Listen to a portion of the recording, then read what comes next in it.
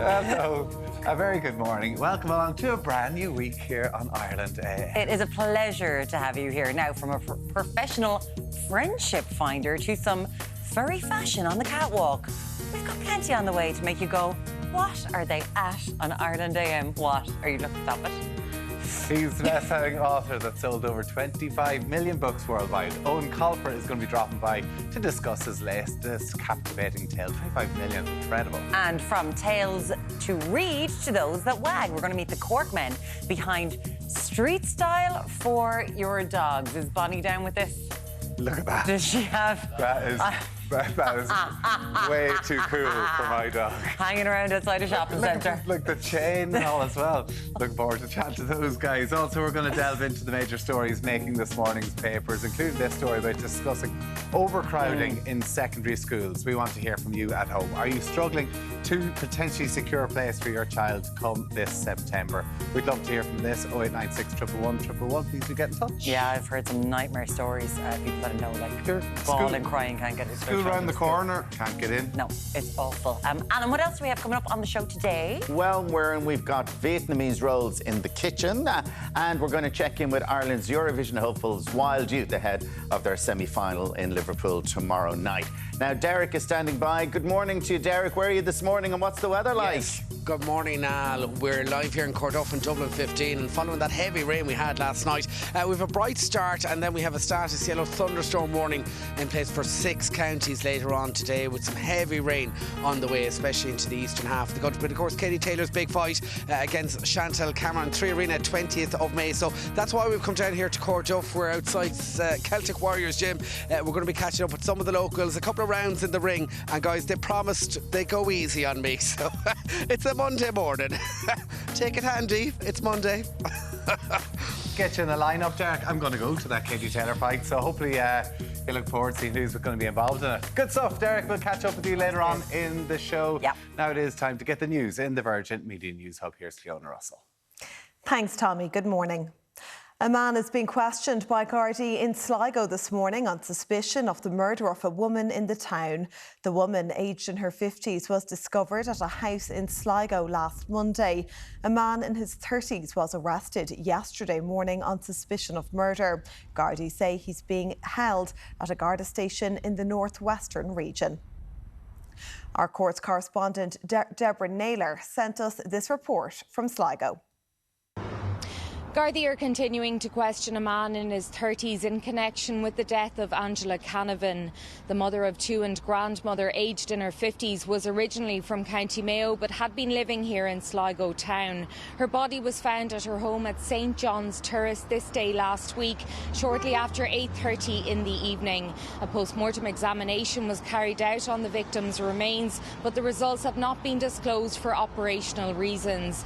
The suspect in his 30s was arrested yesterday morning on suspicion of murder and is being detained under Section 4 of the Criminal Justice Act. Gardaí here in Sligo say they are continuing to investigate all of the circumstances surrounding the death of Ms Canavan and are continuing to appeal for information. Talks between the clashing factions involved in the fighting in Sudan are due to continue today. The negotiations are aimed at firming up shaky ceasefires in the dispute. Civilians in Sudan are still trying to flee to safety as fighting enters its 4th week. It's left hundreds of people dead and many more without essential supplies. A number of people remain critically ill this morning following a deadly mass shooting near Dallas in Texas. A gunman opened fire at a shopping centre, killing 8 people before being shot dead by police. It's the 2nd mass shooting in Texas in just a week. Some of those injured in the shooting are critically ill and are still being treated for their injuries in hospital this morning. The gunman opened fire at the Allen Premium Outlets shopping centre about 30 kilometres north of Dallas in Texas on Saturday. Some of those injured died at the scene. A number of others died later in hospital. Some of the victims are reported to be children. Eyewitnesses say the gunman opened fire in the car park and say they heard between 60 and 70 shots fired. The gunman was shot by a police officer who happened to be nearby, and police are still seeking witnesses to the attack. Local officials say it will never be known how many lives were saved by the swift actions of the first responders. The Texas Governor Greg Abbott is calling it an unspeakable tragedy. The shooting is the latest episode of gun violence to strike the United States. The attack came just days after 5 members of a family were shot dead in Texas by a shooter thought to be their neighbour. Marie Mulcahy, Virgin Media News. And finally, the 20th anniversary of the Irish Film and Television Awards took place in Dublin last night. 9-time Oscar nominee The Banshees of Inisherin won Best Film, while TV series Bad Sisters won Best Drama. Amy Huberman, who is a guest presenter at the awards, reflected on how the past year has been a success for Irish talent. It's brilliant that such amazing Irish work is getting into the world and that people are seeing it and that it's being received so well. And we've just got such a wealth of talent for such a small little country. So it's brilliant that it's been, and you know, there's a knock-on effect to that. Everyone's like, oh, what else? What are they going to do? What are they going to do next? So it's been a brilliant year, and I think it's just given everyone a boost in the industry. It's been really exciting. So tonight is the perfect night to go and celebrate it. We compare 14 insurance quotes to get you the best deal. So choose chill and work smarter, not harder. Yes, thank you, Ciara, and a very good morning. We're coming to you live here in Corduff in Dublin 15. We're going to be going a couple of rounds in the rings with some of the locals here this morning, including local heavyweight Thomas Carthy, who's fighting in that big match, of course, Katie Taylor versus Cameron there at the 3 Arena on the 20th. So that's all to come in around 8:45 this morning. Anyway, let's take an opening look at weather together now with Ronan McIntyre on cameras. And following that heavy rain we had last night, we do have an improving picture out there this morning. It is holding mainly dry and settled, still a couple of heavy showers onto the east coast, but elsewhere a good deal of cloud cover now in that light southerly airflow. Now right across the day, in fact, we will see bright spells for a time, but we do have unfortunately a status yellow thunderstorm warning in play for 6 counties out there today. So we're talking Carlow, Laois, Kilkenny into County Kildare, Wicklow and Tipperary as well. Plenty of thunderstorm activity in the mix, and that warning comes into effect from 12 o'clock this afternoon until 8 p.m. later on tonight. Finally then tonight, it looks like the bulk of that rain clearing eastwards. In behind it will be dry and settled for a time. A little bit of passing mist before we see more rain build into those western regions to take us through into your Tuesday morning. And again, temperatures on the mild side leaning there at 8 to 13 degrees. So that's how it's shaping up here in a dull but settled Corduff in Dublin 15. We'll be back again live at 7:35. Chill Insurance work harder so you can work smarter. We compare 14 quotes to get you the best deal.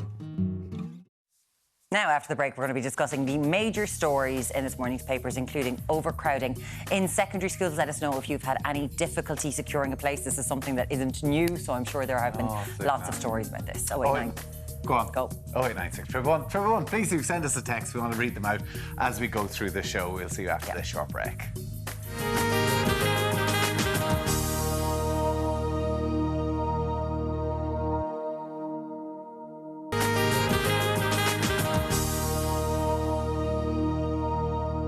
It's time now to take a look at this morning's papers. We're going to start with the Irish Times. Its headline: Secret deal allows RAF to defend Irish skies. The Irish Times has learned that Ireland maintains a secret arrangement dating back to the Cold War era, allowing the UK to police the country's airspace despite concerns from ministers and military officials.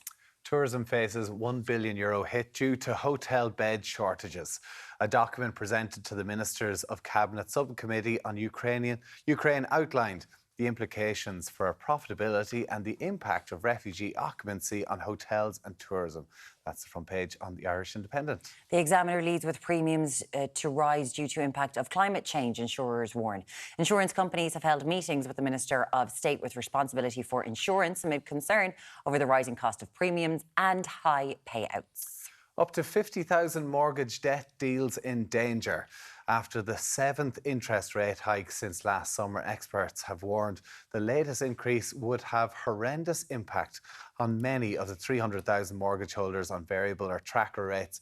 That's the top story on the Daily Mail. The Mirror goes with Gran killed by someone she knew. Tragic granny Angela Canavan, who was killed last Monday in Sligo after letting her killer into her house. A source has told the Mirror it is a tragic case and unlikely the other person intended to murder her. The Star leads with Monk's €400,000 price of freedom. Gerry Hutch will today launch a bid to force the state to pay his legal bill after he was acquitted of the Regency Hotel murder of David Byrne following his epic 52-day trial. The Herald's front page: Father Crime, the father of the infamous Dundon brothers, watched as his youngest son Jared received a 15-year jail sentence for an attempt to extort a drug dealer and his brother. Just close your eyes for the next one if you don't want kin to be ruined, we hear. Oh, yes. Yes. The Sun also leads with Turkey and Sham. Turkish clinics are offering needless cosmetic surgeries costing thousands of euro to Irish patients via WhatsApp. In a matter of minutes, their investigator was approved of a €6,400 worth of work in less than an hour. That's quick. That's what gets it done. Quick. Now, here with the latest on those stories and more is the Irish Independent's Gabija Gataveckaite. Good morning. Hello, Gabby. How are you? Now, we're going to talk about, we've mentioned it already, this is just overcapacity in schools and parents unable to get their children a place. Yes, so we're only in May, but we're already hearing from parents who are concerned about their children starting school in September. And there seems to be a particular issue when it comes to special schools and places for those schools. So parents are voicing their concerns. They're saying, look, I'm already worried about September. My child is due to go into school and there's nowhere that has a place for them. They're saying that their only option is to go to the airwaves or the national media in order to get their concerns heard. Now, this is an issue that's been raised time and time and time again. We know that Minister of State for Special Education, Joseph Madigan, she put out this pilot programme for, I think it was about 20 classrooms across the country to try and get more students into them. We know that Minister for Education, Norma Foley, she's also vowed to, put in more school places for children. But still parents are saying, look, there's overcapacity. I'm ringing the local school. They say they have no place. So what are some of the reasons for this lack of capacity? Well, I suppose, if you have an injection of 5,000 Ukrainian children into the system, it's only inevitable that you are going to see some capacity issues. That's one of the problems. I know that the head of one of the unions, they're saying, yes, some rural schools, especially special schools, they do struggle with capacity, so they do all that they can, but it is a challenge for them. You can just imagine the stress. Like, you're talking about 5,000 Ukrainian children coming into schools and the impact it would have. And we're already seeing shortages of teachers as well, but you just think there's only 20 classrooms potentially going to be extended. It just doesn't. It's not a very big number, does it? Yeah. No, it just doesn't fit. But it's just that this isn't new. Like, you can't just go, well, there's 5,000 Ukrainian pupils, because it's been going on for years. And I think just a few months ago. That's new, the 5,000 Ukrainian. Oh, no, 100%. So we already had a problem. This issue, yeah. So there was a big story, and it was in Limerick, and I think it was just recently, and it's either 24 or 32 children. There's no school place for them. Like, they do not have a place to go in September. And it's not really an option to drive, be it, 30 kilometres to go to school. Like, this is an issue for parents that may have a couple of children. They have to drop off one child to pick up somebody else.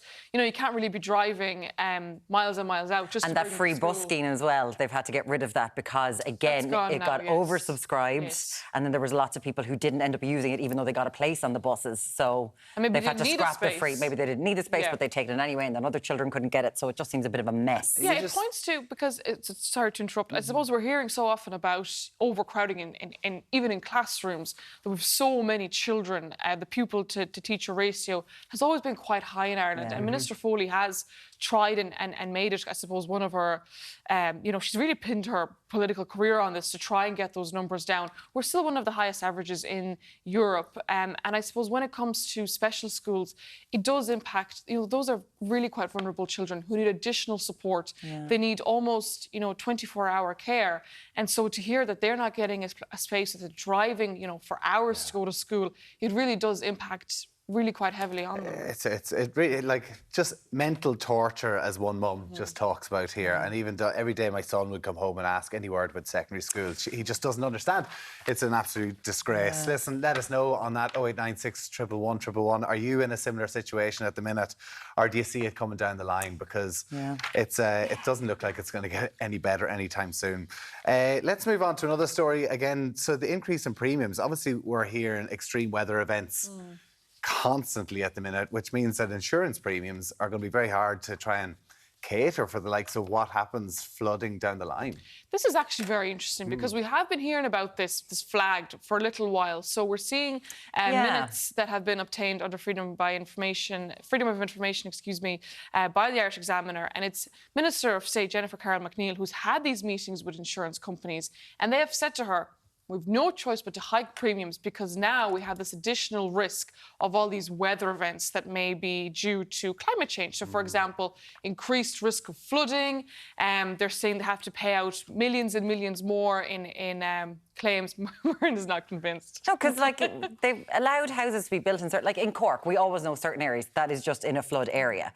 An estate that I know in Limerick was allowed to be built on a swamp. Like, they granted planning permission for something that is going to have subsidence.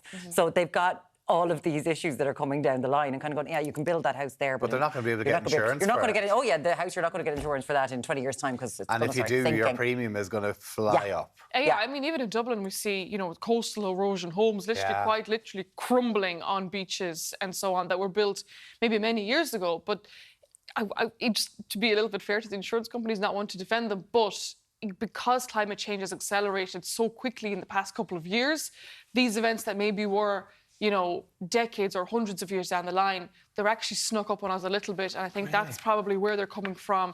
They're saying, look, these adverse weather events, we didn't anticipate those changes to be so quick. That's why those houses were built where they are. And insurance companies, look, they don't control planning permission, but it's up to them whether or not they will insure a property if they believe that there's a high risk there of something happening. It's even not even just freak events as well. AIG pointed out the frequency of motor accidents have moved up 30% since pre-pandemic levels, which is frightening, isn't it? And then also just talk about the over-involvement of solicitors now that prolong these cases. So even though we're supposed to be obviously mindful and maybe cutting down on car usage, there's more car crashes, which is interesting, I thought as well. And of course, the solicitors, I don't know. Have you been on the roads? It does feel like red lights aren't red anymore. It's like they're red 5 seconds after they've turned red. You know, it does feel like there's a bit of aggro on the road a little bit more, and that must be dealing with something. But there you go, increased premiums. If you've got that in your place, what's going on? 0896 111.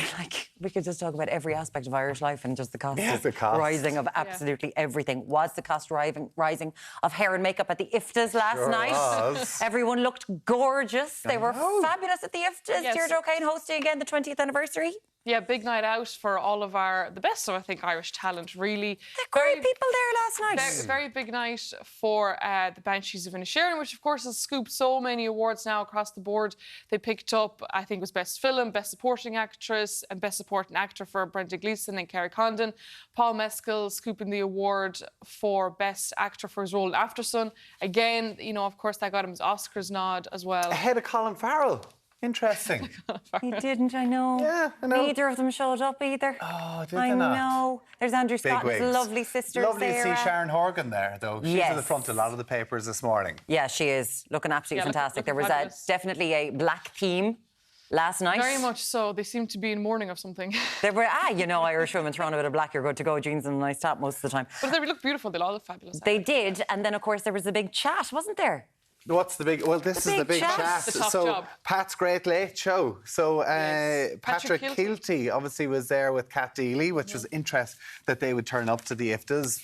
What their interest in the IFTAs was. Some indication now that, I mean, we saw reports in the Business Post that Patrick Kilty now seems to be the preferred candidate for the bosses in Montrose. Indications that he might be willing to take the job. Well, it seems interesting that he did turn up to it. No. Well, I think, isn't he filming a show in Ireland soon? And there was talks a few months ago. Yeah, but there was talks a few months ago that they were looking for a house or something like that in Ireland. Cat Deely does talk about how Dublin is their second home. So there you go. Not even Belfast, Dublin. Exactly, I know. So, because Claire Byrne has ruled herself out. She said, and I think Claire's getting a little bit annoyed by all this now. I can imagine. She put out a statement, I think it was last Thursday, and she said, look, I'm just ruling myself out now, as so many other stars have done. You know, Sarah McInerney, Miriam McCallaghan, to name just a few. Sarah, Gabby, would you like to rule yourself in or out? It's not a question for me, it's a question for you guys. You're going to have to join Twitter again to rule yourself back out again. Is that what you have to do? To kind of there. I don't think I need to go on Twitter to see how much everyone hates me all the time. Don't know, you have your work cut out here. It's awful. Am I myself and Alan here for the next while? Yourself and Alan, will you just do a tag team? What? You could do the Late Late Show together. No, I don't do the think Late Late so. Show together. Have you ruled yourself out? Listen, I don't. Warren, you haven't done it either, I noticed. I think there'd be. Nobody's doing it. We're trolling. Let us know what you think. Who would you like to see the host? 0896 111 111. Patrick Keelty and Brendan O'Connor, isn't that what we're saying now? They're the top Warren two. O'Connell and Tommy Bowe. There we go, that's it. Gabby Gataveckaite, thank you very much. Thanks a million. Irish Independent, great to have you with us. Still to come, we're going to be looking back at all this Sunday's sporting action. Don't go away, we'll see you very shortly.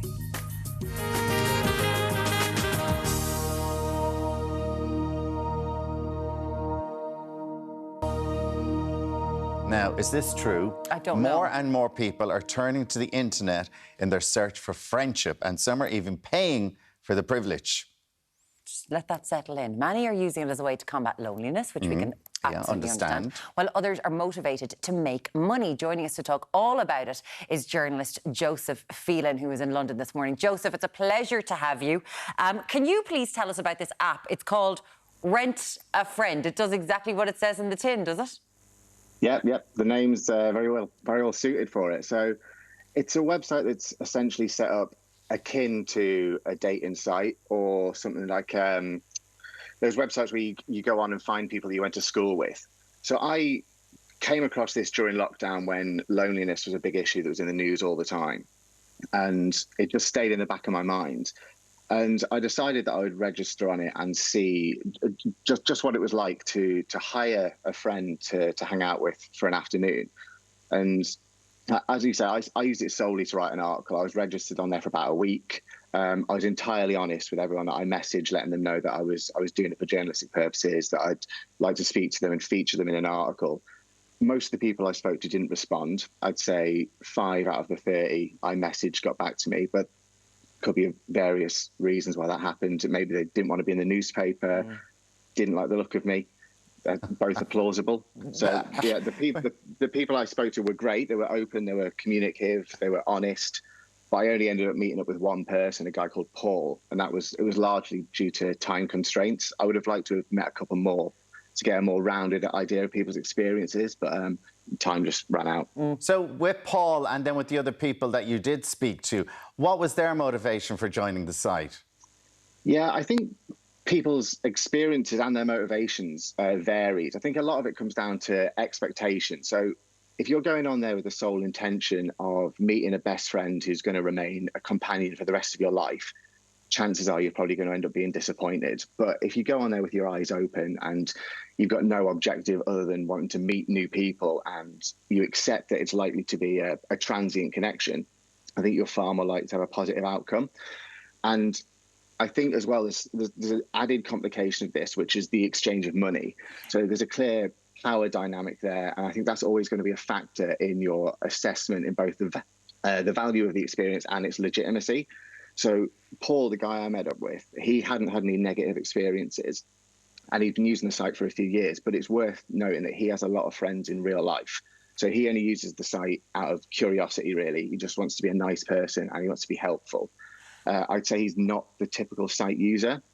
Some of the other people I spoke to were very openly disillusioned with it. So they'd gone on there specifically to meet friends and to find someone to explore London with. And they said they didn't have any success, and they used that word success. So they clearly had an idea of what they wanted, and the reality fell short of that. Joseph, how much is it to rent a friend?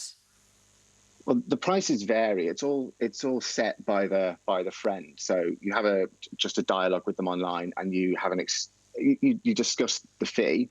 Mine was £30, which I think is about €35. So that seemed to be the standard fee that people would say on their website. Some of them were up to 100, some of them were £5. And it could vary. Joseph, and how is that done then? Do you give that in cash when you arrive, or is this done by a transfer? Because it's open to scam here. If you sort of give me your credit card details, that type of thing. Yeah. How is it done? Yeah.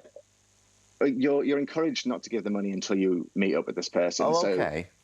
With me, it was I did it over card, but that was largely because I wanted the money back on expenses. But you could definitely give them in cash, and I think that's what most people would do. Probably give them £30 or for example, another thing people tend to do is say they want to go to a gig with someone, and they've got no one to go with, what they'll say is, I'll buy your ticket, and then your ticket will be in lieu of the cash. Yeah, Okay. that kind of makes sense. I just love thinking of you talking to revenue going, yeah, I rented a human. And they'll be like, yeah, people have been doing that for a long time. It's called something else, Joseph, and we don't know if we're going to get you the tax back on that. Oh, no, please don't tell them. No, we won't tell them. Won't tell them. So it's really interesting that you say it can range from €5 all the way up to €100. Like, someone must really have tickets on themselves if they're like, I'm worth €100 for a date. But this is something that I remember reading about this in Japan, that culturally, because it is kind of an isolated society built up, that it's something that they have kind of been doing there for a long time. It's kind of indicative of what's happened to Western society as well then, isn't it? That there is this increasing isolation in the world. Yeah, I think it's been quite a big thing in Japan since the 90s. And in places like Taiwan, you can even hire people to come to your funeral and act as like a mourner for your funeral. So it does sound like, I think it's the kind of thing that will potentially, the concept may become more prevalent because people are spending more time inside. They're living on the internet. A lot of people's best friends are people they've met on video games who they maybe don't know in real life. I think it's it's a problem that's bigger in urban areas than it is in rural areas, which is something that surprised me during the writing of this. I assumed because you're surrounded by so many people, there's so many opportunities to meet other people. But I think sometimes in urban areas, these kind of problems can go unnoticed. They're sort of like a silent epidemic. Yeah, it certainly is. And Joseph, tell me, from the people that you spoke to, did the lines ever get crossed where people thought they may have been, this is like an escort service, or people may be expecting sex if you're paying €100, or as we might be paying €100? I went onto the site here in Dublin, the Dublin one, and an awful lot of people on it, mainly women, which I thought, and I think you thought it was mainly men that you had an experience with. But does that line ever get crossed? Well, the website clearly states that it isn't a dating site or an escort service. But as you say, you just browse around it for a few minutes, and it's pretty clear that some people are using it as another outlet for dating, potentially.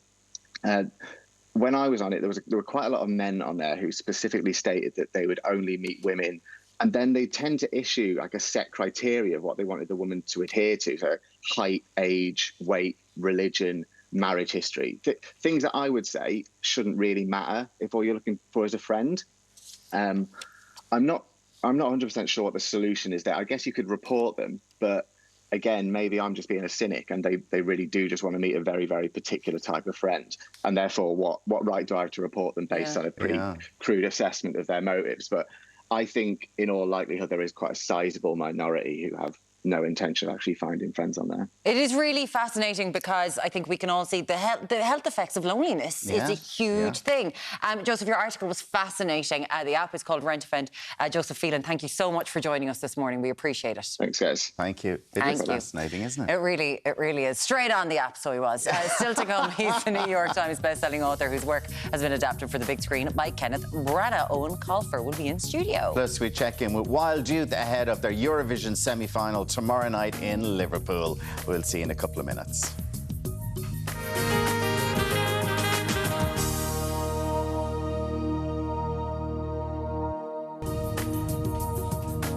Hi, you're very welcome back to the show. He's talking about his gardening and he's so happy. We're talking about a big smiley head. You just have like a That's big me. smiley happy head in you. On the way, this hour, we have food to get in your mouth watering, boxing to get your heart pumping, and fashion to get the tails wagging.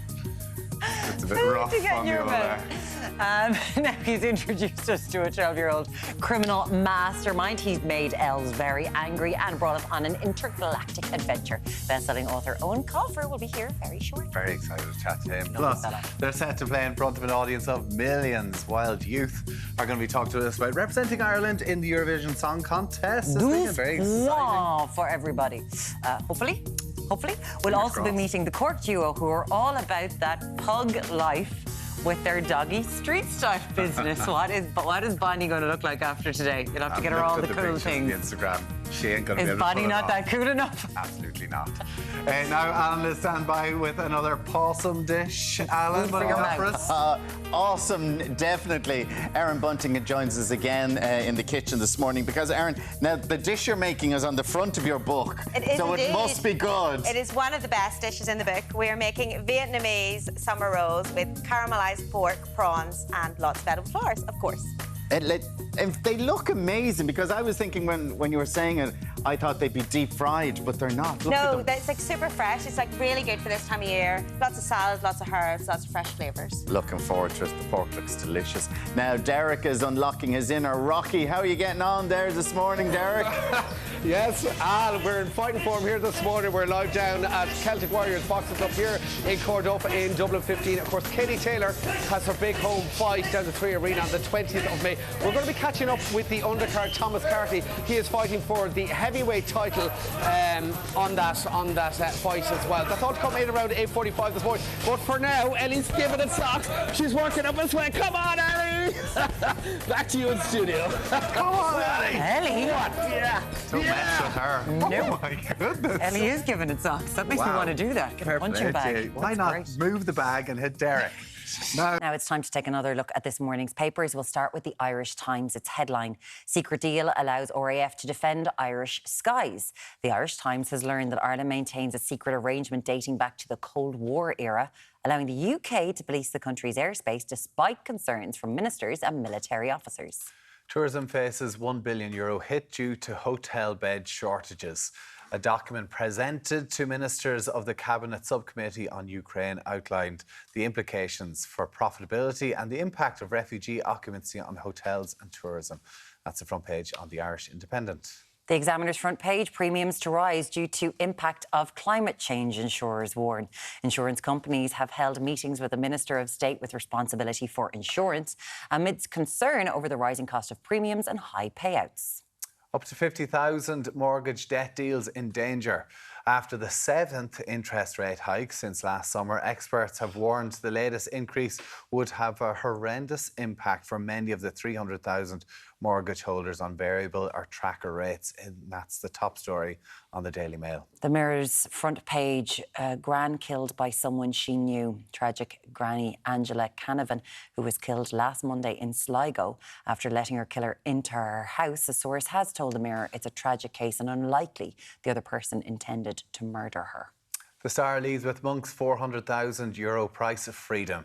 Jerry Hutch will today launch a bid to force the state to pay his legal bill after he was acquitted of the Regency Hotel murder of David Byrne following the epic 52-day trial. The Herald's front page, father crime. The father of the infamous Dundon brothers watched as his youngest son Jared received a 15-year jail sentence for an attempt to extort a drug dealer, and his brother. We're about to move on to another front page. Close your eyes if you don't want to know what happened in Kin.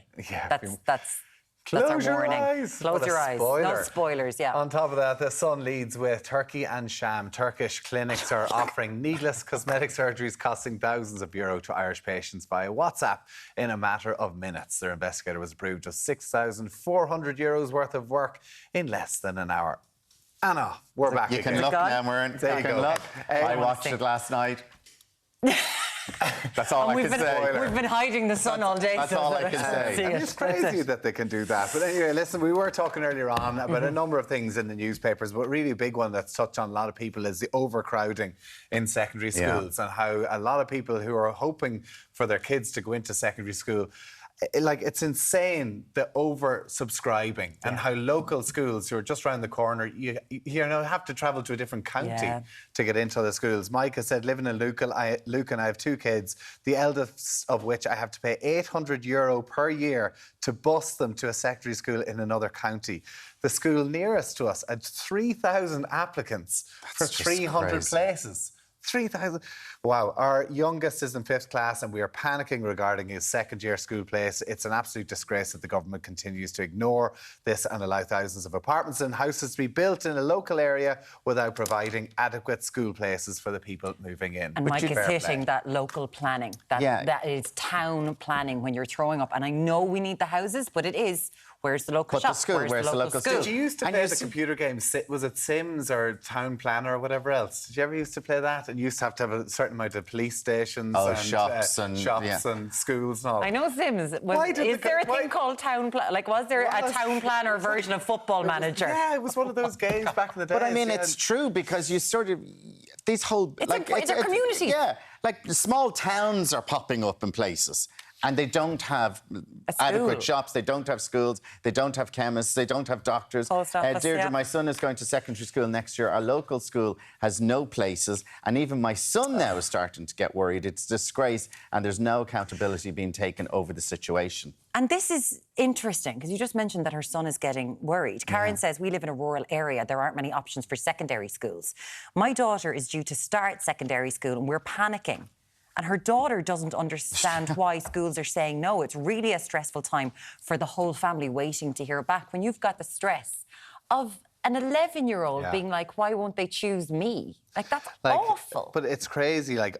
Up to 11 schools across the country have been earmarked at a programme for the expansion of just 20 classrooms. And this was already an issue before, of course, Ukraine happened. Now there's over 5,000 children from Ukraine. Coming to Ukraine. So the pressure on these schools and these classrooms to think they're only building 20 classrooms. Yeah. And some of those, like, some schools were kept open, didn't lose a teacher because of And that was the one good thing of it, like schools did stay open because of it, Yeah, our text line is down at the moment. So if you do want to get in touch with us, our email is below there, irelanday@virginmedia.ie. We will read out as many of those as we can.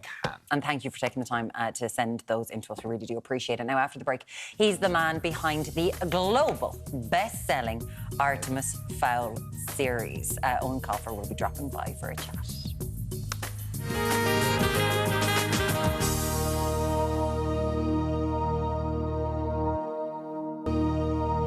Good morning, you're very welcome back. He's the author of the internationally best-selling Artemis Fowl series, which has sold over 25 million books worldwide.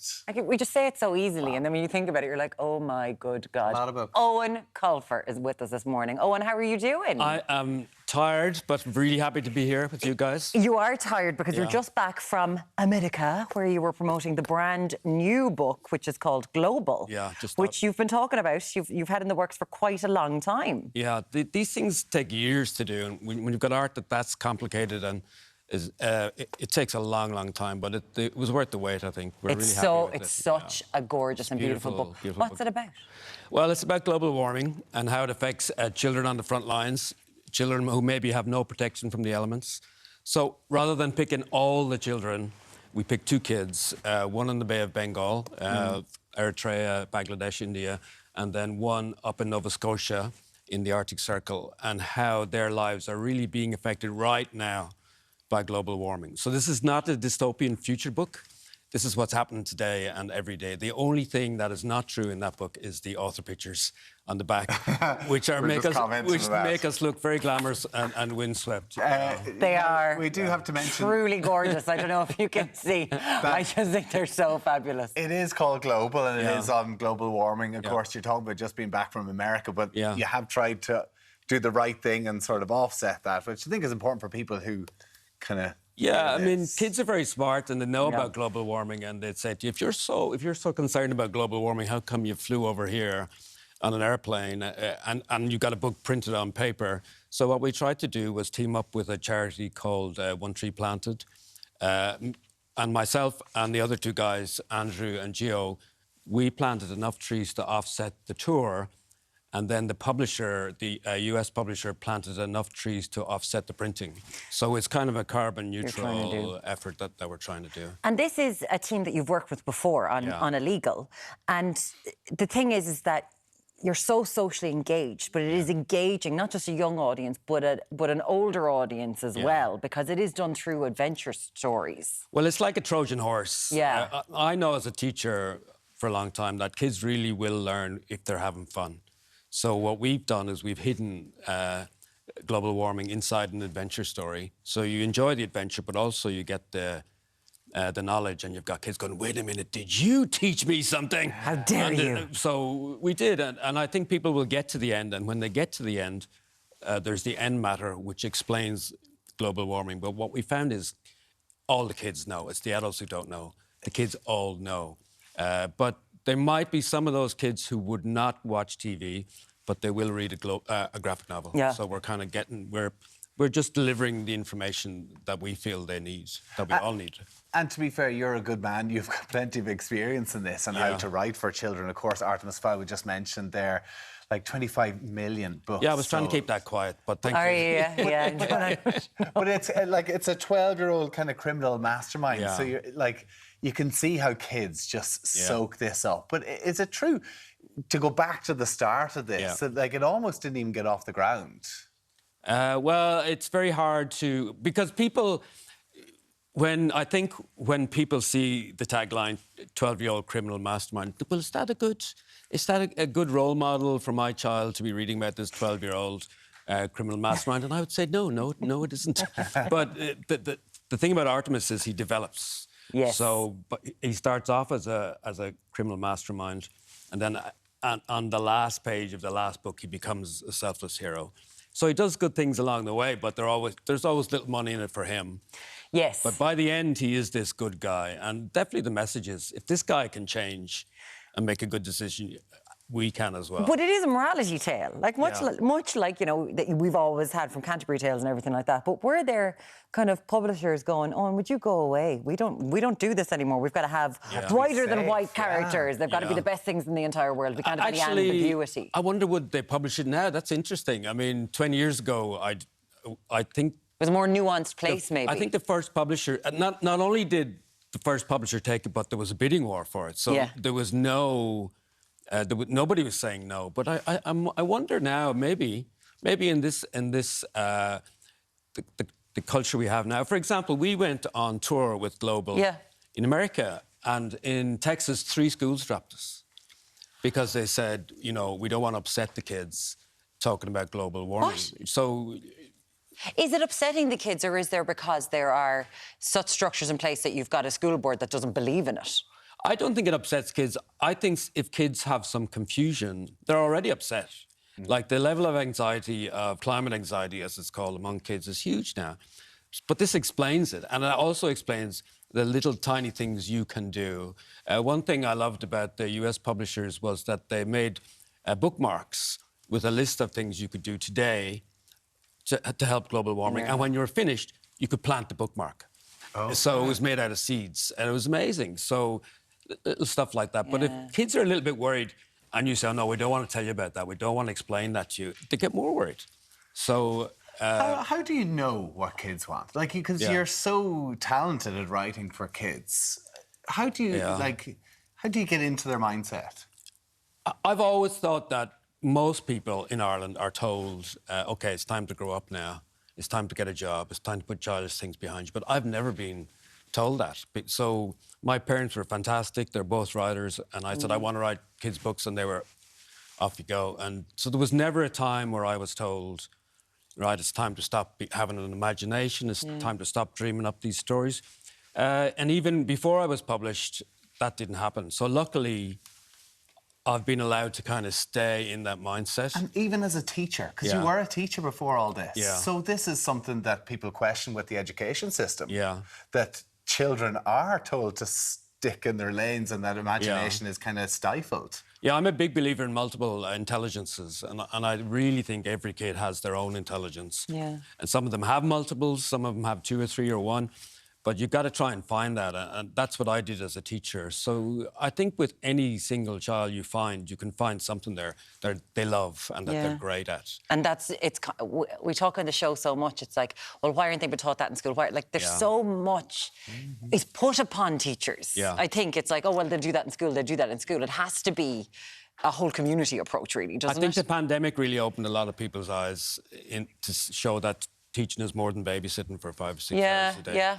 If you have to achieve that. But yeah, I think the curriculum is constantly developing and becoming more child-centred again and less results-orientated. Yeah. Now, we have to talk just really quickly about you and how other authors must really want to shake you and go, just stop. Yeah. Because you do the children's books, you do graphic novels with amazing messages, and then you do adult books as well. Your first one, The High Fire, which I know you're a fan. Book I adored. Thank you. About a dragon in a bayou in Louisiana. It's like a kid's book with swearing. So. 100%. Is that what it was meant to be? It was meant to be a kid's book. It did start off as a kid's book. But he was very boozy. The dragon started, drinking vodka. The publisher wouldn't publish it. That's what happened. Yeah, I said, kids, it's not good enough for the kids. I'll give it to the adults. But Nicolas Cage is on board for the TV adaptation. Yeah, he's supposed to be playing the dragon, so it's still ongoing. But it's been in the works for 2 years, and it's still in the works. But they're still they just re-option it, so they are going ahead, I think. But we will have to wait. Are you going to get to be an extra? Because you were an extra for the Artemis Fowl series, weren't you? I don't know if I would do that again because I find it very hard to walk on camera. It's like, just walk over there. I noticed you do have an eye for the camera, all right? Yeah. You just look at us. Yeah. So I don't know. I mean, I love going on set and seeing how people can pull the inside of your brain and put it outside. Yeah. Like, that's fantastic, but I think my acting days are over. They're behind you? They're behind me. Are your children happy about that? I think it was their idea. Just to be like, we're done now. That's it, Dad. Yeah. Thanks a million. Well, listen, congratulations. And listen, it's fantastic to have you in with us as well. Considering you're just back from the States as well, I'm sure your head is all over the place. But your new book, Global, is available in all stores now. Look at that. It's beautiful. It's a gorgeous book, absolutely. And they're really good. And the illustrations in it, kids are going to eat that up. I hope so. Eoin Colfer, thank you so much for coming in. Talk to us. Thanks, guys. Owen's like, are you going to make me walk on camera? I just want to get out of here alive. Do you want to do a little walk for us? Yeah.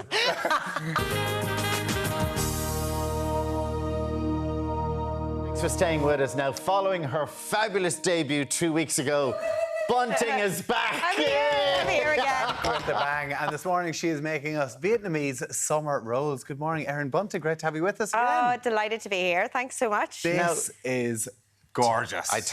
And no pressure, Tom, because it's on the front of her book. Oh, well, so it better be good. Easy peasy.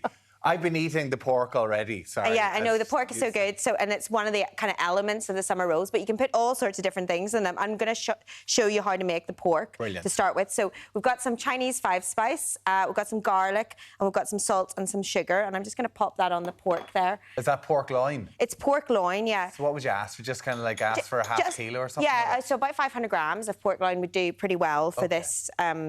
This amount of, to make a good amount of summer rolls for like pork can be quite bland, can't it? It needs a bit of something. It needs a bit of oomph. It does, and this works really well to just kind of give it a bit of extra flavour and just make it kind of. You do that. And yes, exactly. So I've basically rubbed in this, and usually if I was doing this at home, I would leave it then maybe for an hour just to kind of sink in, those flavours to sink in. But as we're here, I'm going to just pop it in the pan, and I'm going to sear it on all sides in the pan. Okay. I'm just getting my hands washed there because I've been.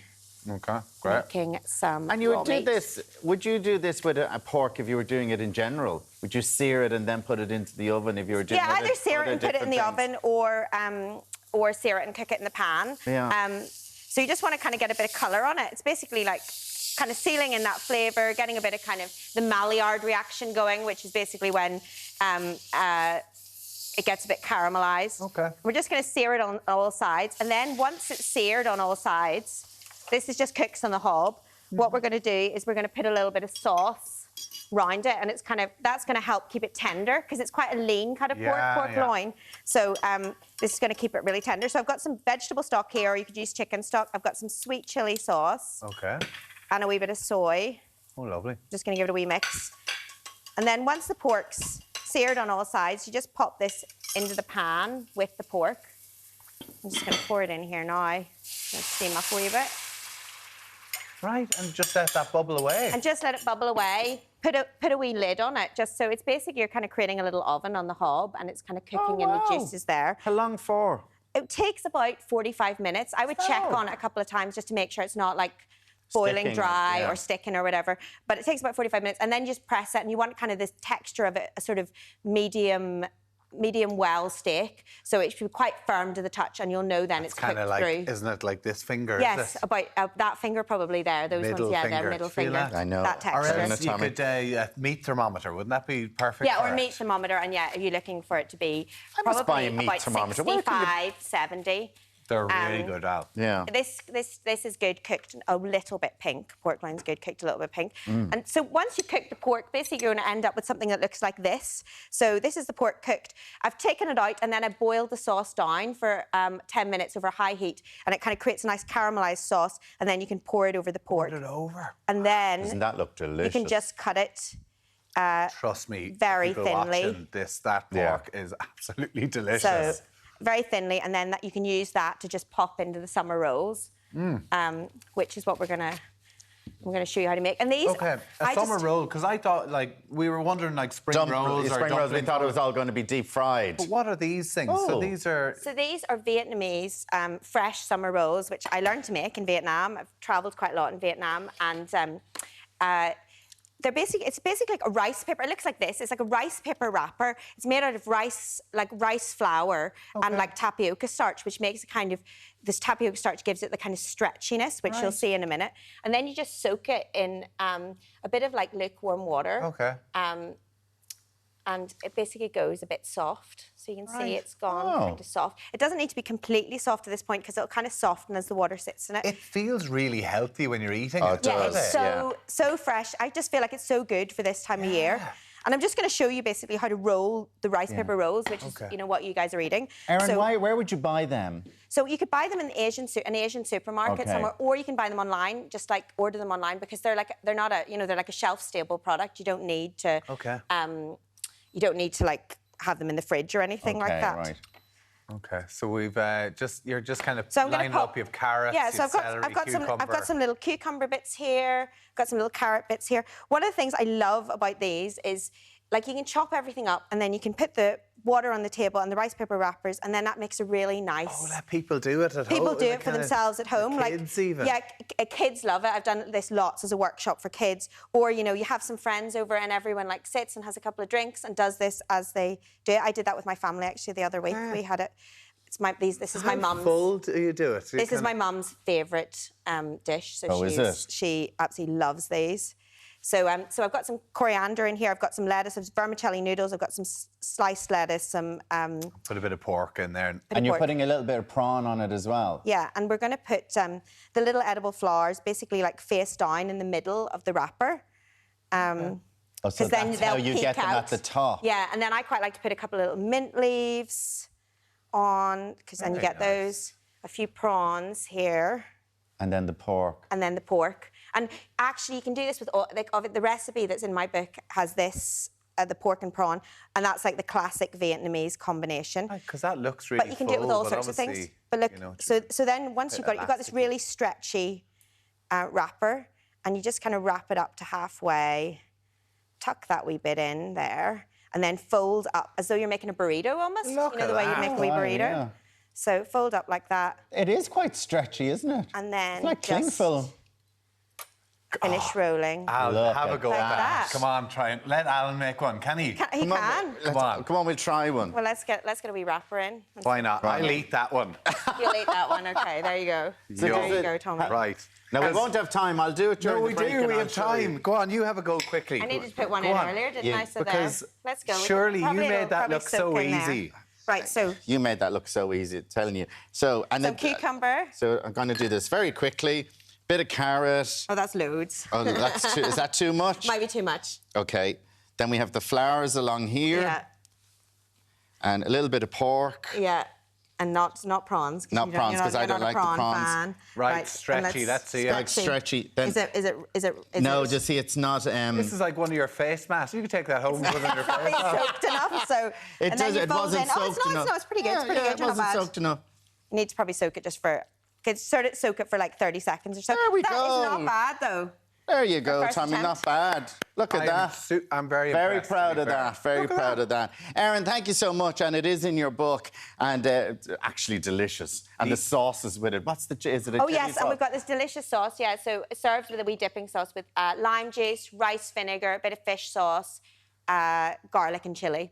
Erin, thank you so much. It is Absolutely stunning. delicious. So healthy for the summertime, nice weather that's coming as well. And you can use like leftovers and all sorts of bits and pieces in it. Make Make it veggie as well, Next like day. seared veg, roasted veg, Erin that Bunting, type of thing. Thank you so much. Thanks so much. The edible flour, there you have it. Coming up next, Deric is going to be swapping stormy weather to cause a bit of a storm in the boxing ring. You don't want See to you in miss a it. few minutes.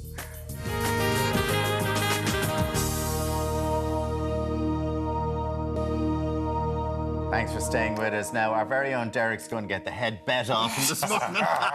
And we all can't wait. Deric, go on. 1, 2. Here it goes. Violence isn't the answer.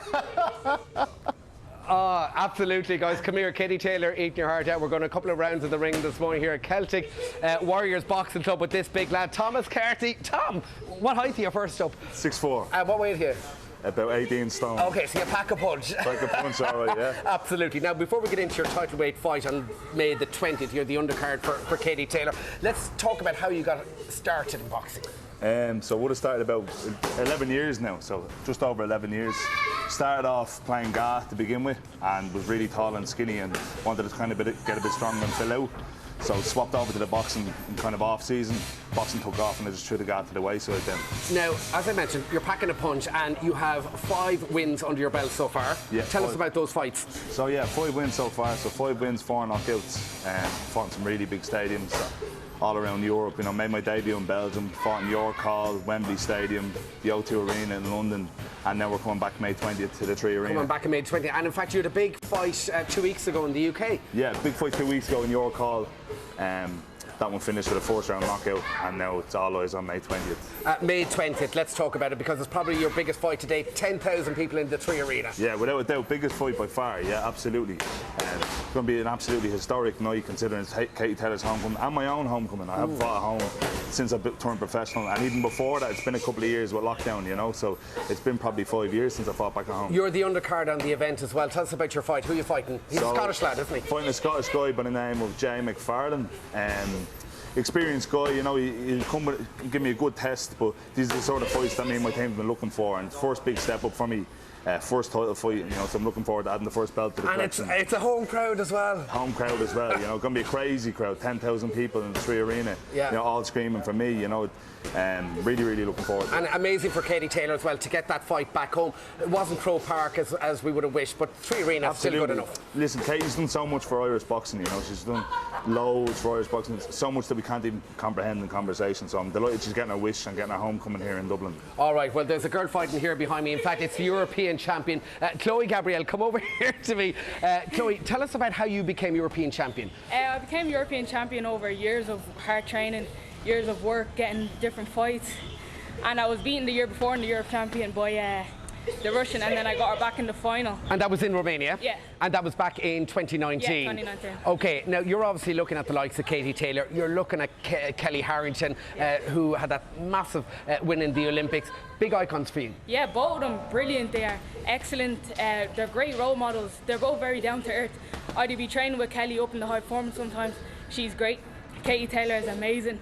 Honestly, she's the one that set it all off for all the females, you know, getting into boxing. She's a great inspiration, honestly. And like speaking to you here this morning, we have lots of young girls here as well, because you're a role model for them too, aren't you? Yeah, it's brilliant. Just, you know, being involved in the sport and helping out the little kids. It's all about, you know, building up each other, showing our skills and helping each other out, because that's what it's all about. And what's next for you then, Chloe? The elites, and then I'm also representing Ireland in Haringey in June next month. OK, and hopefully the Olympics on the cards? Yeah, hopefully it'll be great, and then maybe professional after that. Oh, professional after that. So hopefully we're going to see your name in bright lights very soon. Before we let you go, come over here to me. Tom, come over here. Are there any tickets left? Because I know Tommy back in studio, he's looking for a front row seat. You're too late, Tommy. They're all gone. All the tickets are gone. They're all gone. We're going to do a little bit of sparring here before we let you go. 1, 2, 1, 2. Let's go. 1, 2. Hook. Oh, come on. 1, 2. Hook. Come on. Bit of support there, Tom. Come on. Come on, Deric. Give it to him, Deric. 1, 2, hook. Let's go. 1, 2. Back to you guys in the studio.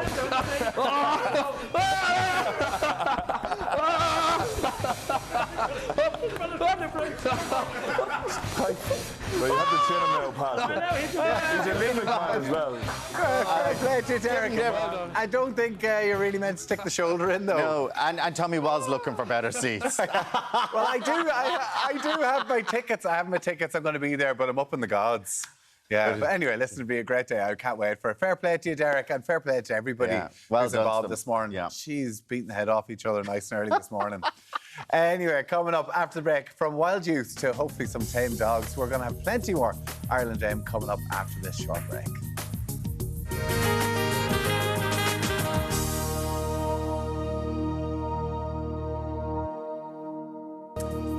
Hello, welcome back to Ireland AM. Coming up very shortly, they're going to be representing Ireland at the Eurovision semi-final with this banger. We might be different, we might be unique. You might be a leader, I might be a freak. And we might be different, but under the falling sun, tonight we are one. We are one. How Eurovision? The Mask? Who did you think it was? The rubber band. Rubber band. Representing Thought it Ireland was at the Wild Eurovision. Youth that were going to be there. Yes, we are going to be speaking to Wild Youth very short. It's coming up at just after past. They're going to be checking in for a chat. They are. Resident of Bookworm Ciara King will also be here with the latest literary releases, including a gem for an Irish bestseller. Anne Griffin will be talking about that in just a little while. You can hear her. Can you hear her in the studio? It's not just Alan. It's not Alan. Barking mad over there. Yeah, who let the dogs out? Well, today on the catwalk, we're swapping platforms for paws, and Mandy Marr is going to be talking some doggy fashion, Mandy. Look at you in your streak here. Look at you. You're all down with the kids. I said, how am I going to get in with this morning? But bringing something completely different this morning. It is all about street fashion, street style for our dogs. Don't you? And Freya couldn't wait to make her debut. She's gorgeous, isn't she? Freya's getting all excited, aren't you, Freya?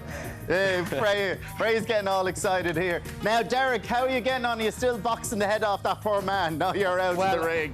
Do you know what, Alan? Because I was so good, they said they'd take me down a couple of levels to give everyone else a chance in the ring. Tom, by the way, good boxing pedigree. Who's your coach? Coach is Paddy Collins, comes from a great pedigree. The brother of Steve Collins, Ireland's first two-time world champion. Okay. With Chris Eubank and everything back in the day. Oh, so you're in safe hands for the big title fight. Safe hands for the title Go fight. on, Packy, up, Packy! Right, come on, you now. No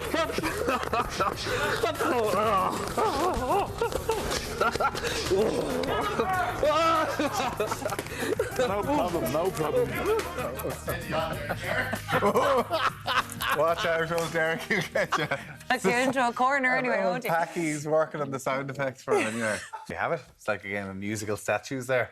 We have a lot of texts. We have a lot of texts in this morning because we were talking about school overcrowding earlier on, and Tanya says, my daughter has an extra hour walking, busing, waiting to get to her secondary school every morning. I can see how tired she gets towards the end of every week. She lost out in the lottery to attend that school that are all, imagine this, where all your primary school friends have gone to. I just don't understand how the town where she was born basically branded her an outsider and wasn't entitled to attend the local school. And that's what we were chatting about earlier on, about trying to get a place in the school that would be nearer you, and so many people can't get it. We had a message earlier from someone in Lucan said there's 3,000 pupils who applied for 300 places. I mean, like, it's just impossible. Kevin has said my son couldn't get a place in his local school. He had to enrol in one outside our local town.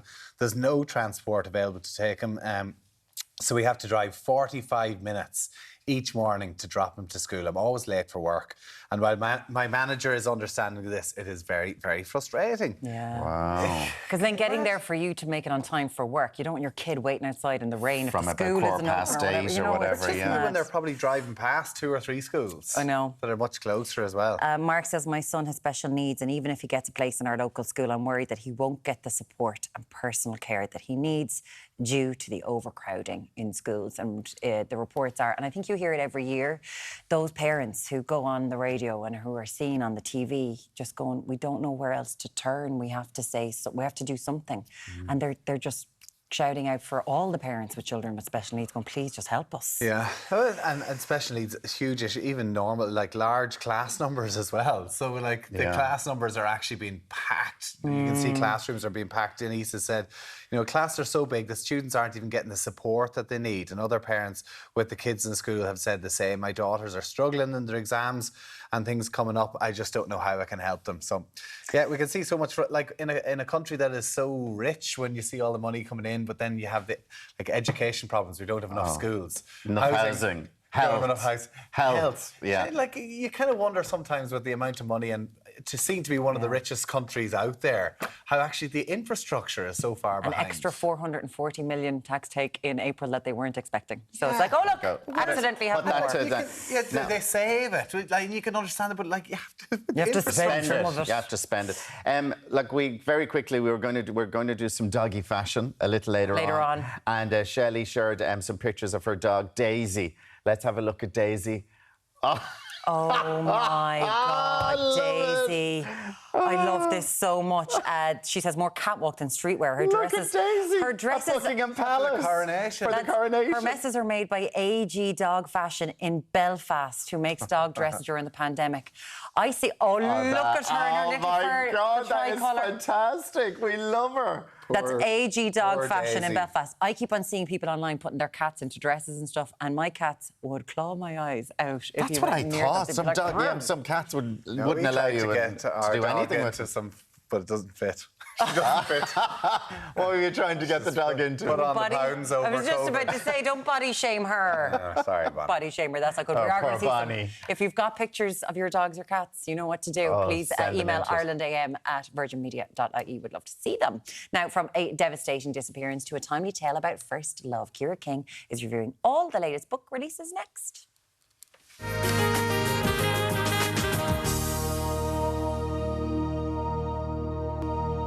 Welcome back to Ireland AM. It's time now to help you find your next read. So here with some fabulous book recommendations is our resident reviewer, Ciara King. Good morning to you, Ciara. We have a couple of great books to talk about this morning. Indeed, and we're moving into that time when a lot of people are going away on holidays as well, so people are looking for book recommendations. I know I'm being hounded for book recommendations at the minute. So now books left, right and centre. OK, well, I don't know if this is ranked in number 1, 2, 3, but we'll start off at number 1, which is Arthur and Teddy Are Coming Out. So this is written by a guy called Ryan Lowe, and it's actually his debut novel, and it's about a grandad called Arthur who decides to come out in his 70s. He has had a lovely life with his wife Madeline, but now he feels that he wants to be true to himself, and he decides to come out. And a lot of people, the book deals with the fallout of him coming out to his son and his daughter, and then his grandson Teddy has a secret. Teddy is also gay.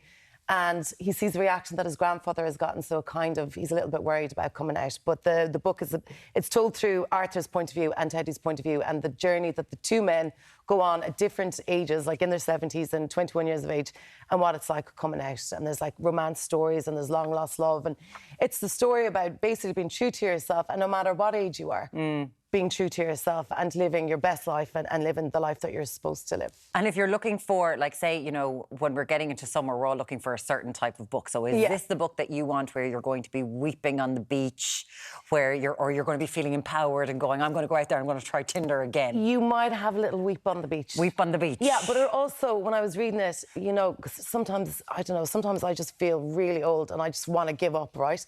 You're reading this book, OK? You're reading this book, and there's the characters in their 70s. They're going on dates. They're going back on, you know, Tinder. They're meeting loves of their life. They're reaching out to past loves that they thought they'd never see again. So it is kind of like a book of hope, I guess. How do they mix it? Does it kind of like talk Teddy? Like, do they alternate the chapters? So it's like Teddy is one chapter, Arthur's the next chapter, and then obviously because they're granddad and grandson, they kind of merge, you know, together in the different chapters as well. Very nice. Yeah. So that is Arthur and Teddy Are Coming Out by Ryan Lowe. Our next book today is by Max Porter, and it's called Shy. He's one of my favourite writers. Have you heard or read of Grief's a Thing with Feathers? I've heard of it, and it's just not my sort of... I feel like it's not my sort of thing. Very sad. It is sad, but it's also really funny. And it's about... So I'm going to talk about this book. It's about a dad, and he's left with his two sons after the sudden death of their wife, and a crow comes to visit them. So Enda Walsh actually adapted it into a play a couple of years back. No, that's not Shy. No, that's... This is the previous one. This is A Grief's a Thing with Feathers. And I remember I read it during the pandemic, and myself and my housemates read it, and I was like, this is the most amazing thing I've ever read in my life. So I love Max Porter because it's kind of an experience when you're reading one of his books, and he's done it again with Shy. Like, I would say that his books are pieces of art. They're poetry. He doesn't follow the normal format of, your regular novel, and it's about just basically being in the mind frame of a 15-year-old from Bristol who is in a home for young men with behavioural issues. And it's just his inner monologue. And then it kind of flashes back to what got him into this school in the first place. It's short, like it's a very short book. You'd finish it in a couple of hours. We're not talking about the Island of Longing now, though. No, we're talking about Shy. Shy. Oh, sorry.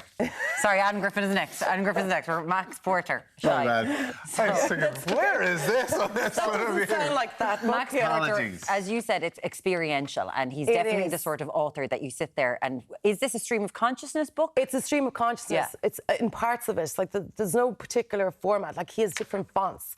You almost feel like you're reading a theatre piece, but it's the inner monologue of a 15-year-old who's, like, going through the grief and... the hardship of boyhood and being 15 and being troubled, and he's in this particular school, and then there's different instances. It flashes back to like growing up in his house and his mum talking to him. It's heartbreaking. It's dark. He's a word alchemist. That's how I would describe Max Porter. I think he's one of the best writers of his generation. I love everything that he does. Like, I think he's magic. She's a fan. I'm a huge fan. Highly recommended. And drum and bass Highly recommended. Features a lot in it. Yeah, he's into drum and bass music. That whole Bristol scene, and music is kind of his way to escape the thoughts that are in his head. You into drum and bass? Are you into drum and bass, Tommy? I used to back in the day, back when I was 15. Long time ago. OK, sorry, apologies. I got ahead of myself then. So let's move on to the next one then. This is Anne Griffin. She's brilliant. We were talking about...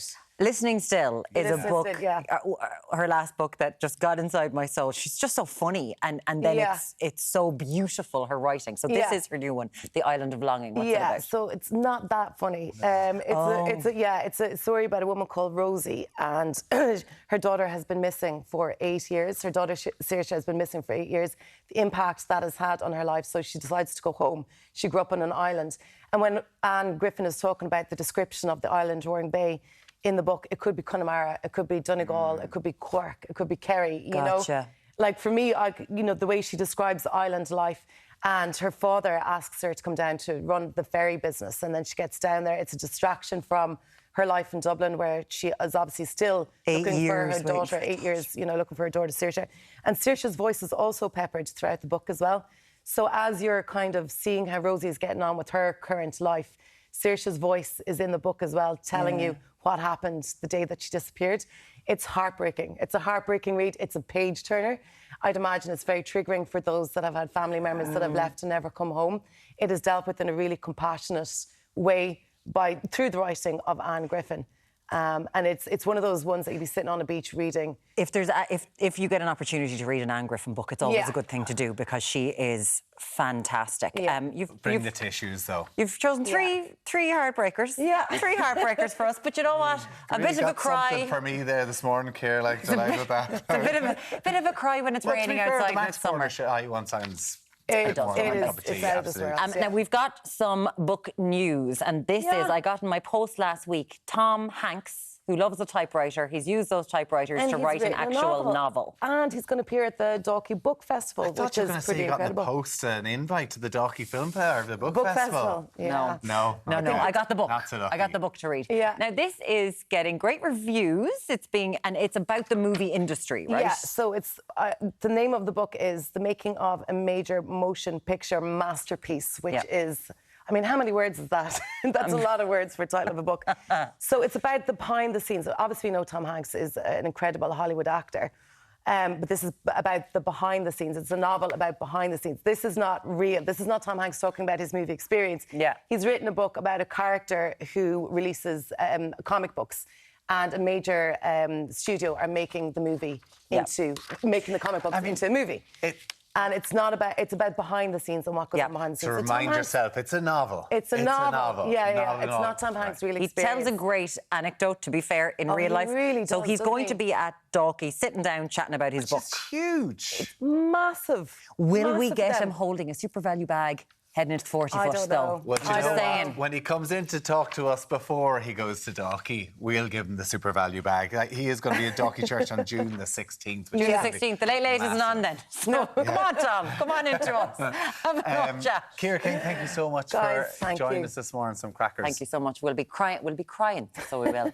Hopefully, we're not going to be crying tomorrow night because Alan is over there. He's doing his permutations. He's Jews paw all over the place. We've Eurovision hopes with wild youth. We're going to be talking to them very shortly, and we've also got dog street style on the catwalk. Show. Gone to the dog. Welcome to Ireland Day In. We'll talk to you shortly.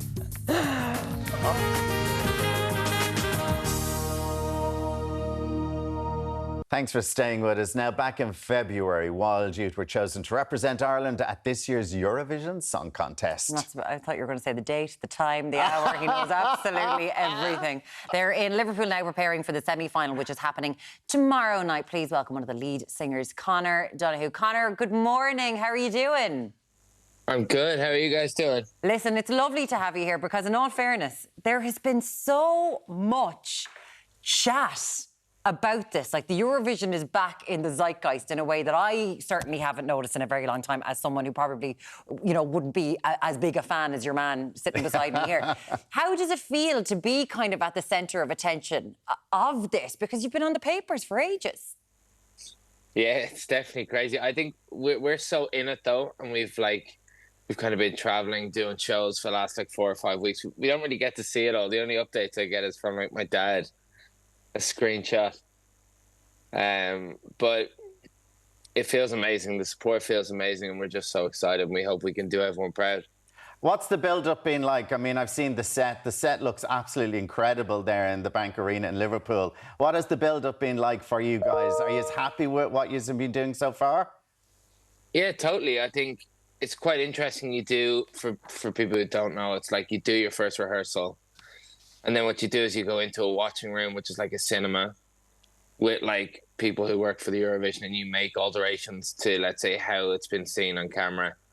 And then you do a second rehearsal and you do all the same. But when you go in and you're giving your feedback, you're on a timer.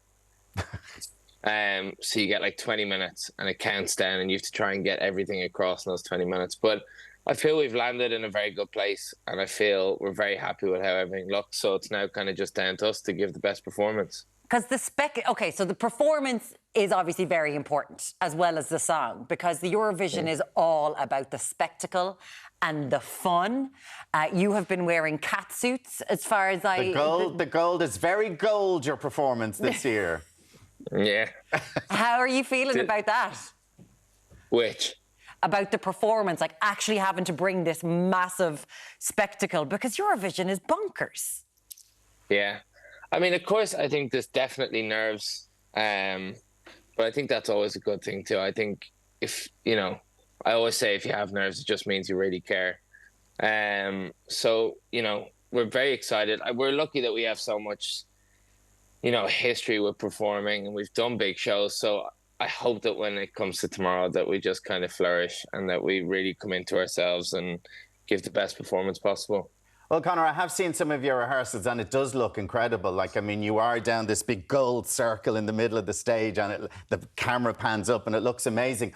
But we have to say, you are in the toughest semi-final that I've seen in years. I mean, some of the favourites to win the show outright are in tomorrow's show. So are you just putting that aside and sort of going, we have to just go out there and give it everything? I don't think it's some of the favourites. I think it's every favourite is in our semi-final. I know. I mean, every single song that you think could win this year is in tomorrow night. But that seems unfair. Shouldn't it be weighted? It's just a draw.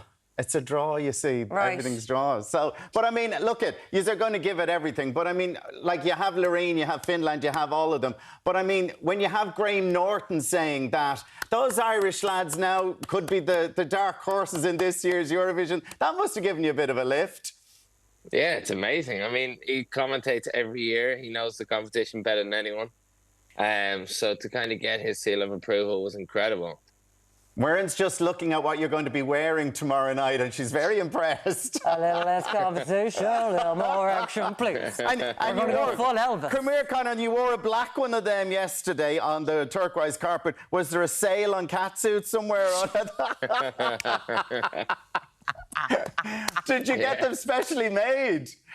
Yeah, I did. I designed them, and then two amazing women in Dublin called Katrina and Teresa actually brought it to life. But yeah, so I'm delighted. And Conor, I assume, as we used to say back in the day in Ireland when we were voting for things like independence, vote early and vote often. We can do as many as we want, can we? I don't think Ireland can vote. They can't vote for us in the Eurovision. Oh, we're not allowed to vote. We're not allowed to vote for ourselves tomorrow night. But the good thing is the rest of Europe can now online. Everybody around Europe can vote online so as well. So everyone get on to all their cousins. Yes, and every country that's in the semi-final tomorrow night can vote for Ireland. Yeah, okay. So and then also, if there is Irish in like America or Canada or Australia, they can also vote through the rest of the world vote. So there is options. And in all fairness, half of Liverpool is full of Irish people. So it's like, lads, you're through to the final already. Throw the vote this way, for God's sake. Listen, we really are rooting for you. We know there's been so much talk around this and you've been under a huge amount of pressure. But also, it's just a bit of joy. So fair play to you, and we hope that you have a ball at rehearsal and that it all goes well and that you get through. It's a big day today, so big final rehearsal. So the best of luck to you. Thank you so much. I really appreciate it. We'll be rooting for you tomorrow night. Thanks a million, Conor. So cheers. much. Thank Bye. you. Are you doing a big party or are you doing something? Not tomorrow. What are you doing on Saturday? I don't know yet. Not invited! Again! Never. Tommy, did you get an invite to his house on Saturday? No, shocking. No, nothing. Lots of people have Eurovision parties. They're great fun. Now, on the way, we've got some fashionable looks, certain to get tails wagging on your next trip to the park. Who are you bringing to the Eurovision party? I'm going to get it out of him, and I'll tell you that after the break as well. Is it going to be... Okay, we're going to go away.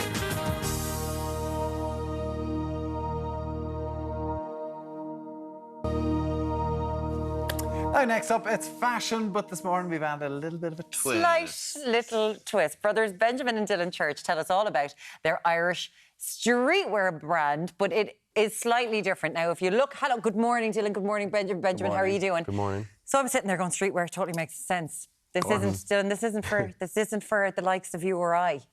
Who is the streetwear brand for? The streetwear brand is for people who like to express their personality and their individuality through their dog. Through their dog. I love it. Okay, so pretty much we're making dogs look cool. Yeah, that's it. Yeah, exactly. How did this idea come around? Oh, it was a process, really, wasn't it? Yeah, like I mean, there was definitely like multiple avenues, like because myself and Ben always wanted to be entrepreneurs. You know what I mean? And I think we both kind of tried our own things, but eventually we kind of came together and we brought our passion of like kind of streetwear and dogs together, and we combined them to make Ecclesia, the original streetwear brand for dogs. You're just like the way you're selling it to me. I'm like, I don't have a dog and I want to buy something now. It's just the way it goes. So, what is this market like? Because from what I can see, my friends who have dogs, Dylan, like they will do anything for them. They will like the raincoat has become a big deal.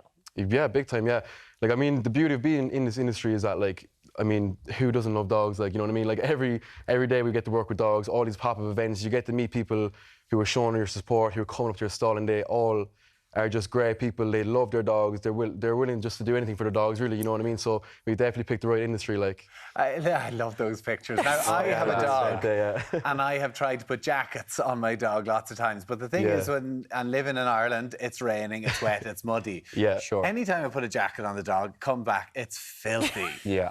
So, like, is this easy? Are these easy washed? You know, like... completely machine washable. Like, just throw them in on low heat and they come out completely clean. And they're very kind of lightweight because, like, I know you mentioned that some dogs like might be a bit uncomfortable wearing the jackets as well, but they're so light and so flexible that they're kind of made for the dogs to be able to run around and actually enjoy themselves and be natural wearing the jackets. They're not kind of clunky or too heavy on them. Like, you know, they're very flexible and breathable. Did it keep them warm as well? Not necessarily. It wouldn't be the primary function of them. They'd be more inclined to be waterproof. Some of them have reflective strips on them, so they light up at night in kind of low visibility areas and stuff like that.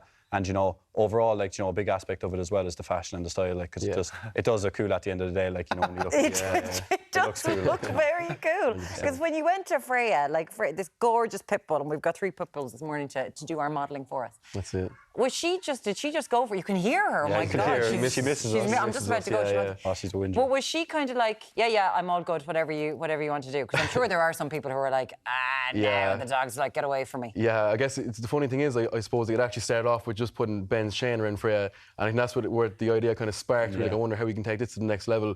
So Freya was great at the start, like she was with us doing all the photo shoots, but then I think she's a bit of a diva now. You can hear her crying backstage, like so. She misses us. She misses us now. They get very attached. She was good from the start, in fairness to her, yeah. So I got it. So it was one kind of more into business, one more into fashion, and that's how you decide. Like, it's good, two brothers coming together to try and start something different. 100%. Have you had many arguments? No, we're actually quite civil when it comes to these things because, like, at the end of the day, like, I mean, he's my brother, yeah, but when it comes to business, like, you know, if I don't like something or he doesn't like something, it's best to say it, put it on the table and just come to an agreement because, like, there's no point in getting your emotions involved when it comes to doing business like this because, you know, it's good to keep things clean, professional, and that's the way we kind of like to operate our business, like, you know, just keep the emotions and the relationship out of it and just say what needs to be done and do what needs to be done, you know. And it does seem like something, Dylan, that has kind of spread from the internet, from America. Yeah. A lot of people thinking that their dogs who are child-free or childless, they're their babies. Oh, big thing, and then you would have the generation, like my parents' generation, going, would you get a bit of cop on? Like, it's the 100%. dog, you know, they should be outside, they should be out doing whatever. So what has been the reaction to it? Because it is probably millennials and Gen Z who are like, I want to get everything from my dog. Do you know what? The reaction has been absolutely amazing because I feel like Ireland are so far behind with like our relationship with dogs. Like there's no dog cafes in Ireland, but they're all over Europe. Like so now the people are seeing how much like we're really showing our passion for dogs and how much they actually are playing a part in their lives. People love it. They're like, wow, like I'm actually they're so grateful to see someone giving them the platform to show their pride for their dog. You know what I mean? And you have like your love for dogs is an important thing as well. Like you had a dog and you lost. Like, listen, there's nothing worse. Oh, absolutely, You're gonna make me cry now on TV. But there isn't. It really affects people. Oh, for sure. Like, yeah. Like, I mean, when we lost our dog, our previous dog, she was our childhood dog. Like, and when she was gone, it was only then we realised the value that a dog actually adds to your life because it was like, I was dropping food on the floor and I'd pick it up myself. Like, you know, it was like, where's the dog? Like, do you know what I mean? And you just miss it so much. to Bonnie's use for as well. That's why our dog won't fit into a New Year jacket. Because my kids literally drop anything that they don't like. But listen, fair play to you. Like, it's a good news story. And Ecclesia. Ecclesia. ECCLESIA. It's nice, Ecclesia. Online then as well? Yeah, you can find us online at ecclesia.ie. That's also our Instagram handle. So look us up on Instagram, ecclesia.ie, and you'll find the website, the YouTube, our TikTok. You'll find everything there. So it's very cute, and we know Freya's crying, so we need to get you back. And you took your hats off, fair play to you, because we decided to style up Alan for pretty street this morning. Oh my God! He looks it alright. He's going. He got the memo. He got the memo. I got the memo. It's about the dogs, right? It's not about you here, but. Mandy Marr, you talk us through the street, the fashion then. Well, Mandy, what do you, like? I was trying to get in on the act here. Do I look cool Alan, or not? you're as cool as a cucumber. There we go. There's good. Now this is a first for you. It sure is. You're always on looking at beautiful fashion, but never doggy fashion. Never doggy fashion. So it's great this morning. I'm buzzing to show this, and it's just fabulous to see two young boys bringing the business out and being able to showcase it this morning. I'm delighted to be able to be here to showcase. Okay, now we did meet Freya earlier on, so let's have Freya back out. The biggest welcome ever arriving to Ireland this morning. Here's Freya back on. Yep. Was all over me, jumping and licking and the whole shebang. And what a beautiful dog, a really, really friendly, beautiful dog. But listen, what about the fashion here? Isn't this something else? And this is going to be a real statement piece. And a statement piece? A statement piece, because remember, I love it. Thank you for could that. have for years a statement piece in your wardrobe. But you know what the point is, right, on this? Is that the lads are bringing their personality into the fashion this morning, and that's exactly what we're seeing. We're looking at this great lead at the minute. The leash itself is brilliant because there's actually two very tough clips on that to keep the dog steady as well, obviously, and to keep him quite safe. It's in, as you can see, their branding is on the leash as well, which is what I also like too, so there's no harm getting the name out there. And then the little coat on the dog, it's a reflective coat. It is. It's a waterproof. And it's waterproof, windproof. The whole shebang, it really is. And you know what as well? It's got, of course, a cute hood as well. So it's really taken everything into consideration. But it does keep the dog warm because obviously here in Ireland we have exceptional weather where it's forever changing all the time.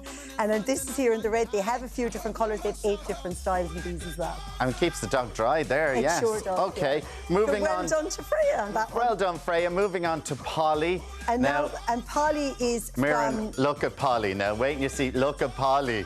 Yeah, Polly is really cute. Isn't Polly gorgeous? She's from a shelter as well, isn't she? She is. Yeah. She comes from the Dublin County Dog Shelter, and she's actually looking to be adopted as well for anyone that may be interested this morning. So again, we're seeing we saw the leash earlier, Alan, in the white. We now have it here in the black. And of course, also to remember as well, as I said, there's 2 safety clips on it, but they also have a little clip in as well to stop the leash from actually tangling, which is a great idea as well. They have a what? They actually have a part on the leash itself that actually stops the leash from tangling when you're walking the dog, which is really, really clever. And so this is not a reflective one, but this is, say, the raincoat again. Exactly. The coat itself is the original yellow jacket, but as you see as well, it has drawstrings on it, which is really clever. The boys really thought about when they were designing these. So the drawstrings for the little legs, but what's the idea with the drawstrings at the back? So it actually tightens it all in and keeps them all warm and keeps them from getting wet. And it keeps your dog from smelling, which is also a good thing as well. Yeah, well, that's true, because they get so wet. Absolutely, when they get wet. Bruno. Oh, Polly doesn't want to leave. Honestly, no. Polly doesn't want to leave, and here's Bruno. We're trying to separate the 2 of these for the best of reasons, but anyway, this morning... Now, this is all about the little harness, yeah? It is indeed. This is about the harness itself, and the lead. It has the matching lead as well. And this is Bruno making his debut this morning. And again, like that, it's just, if you didn't want the coach, you had the idea of the harness with it. So it's just all of what you're into. I love it. Bruno's making his modelling debut. I'm really excited about these dogs this morning because they're all so friendly. And honest to God, it's just lovely to see them. And there's people out there that love their dog fashion. And why not show it all off? Why not? And well done, lads. Great. I hope it goes really well for you. Dylan and Benjamin, honestly, I wish you well. And it's a fabulous concept. Really, really cool. Taking their own style into the style of the designs of the dogs. And a big thank you to the Dublin County Dog Shelter for helping us out with some of our models this morning. What else is coming up tomorrow, lads? Absolutely, and those dogs are available for adoption as well. If you are they've got about 26 pit bulls, beautiful dogs. Anyway, coming up on Tuesday's Ireland AM, author Sophie White gives us the inside scoop on her hot friend. Plus, she was the most played Irish artist on the radio last year. Singer-songwriter Amy is going to drop by for a chat. Jennifer Rock, the skin nerd, has some top SPF tips to keep you safe this summer. And we've your man here. Ryan Reynolds fans, the biggest collection of Deadpool memorabilia. All tomorrow. See you tomorrow. Bye.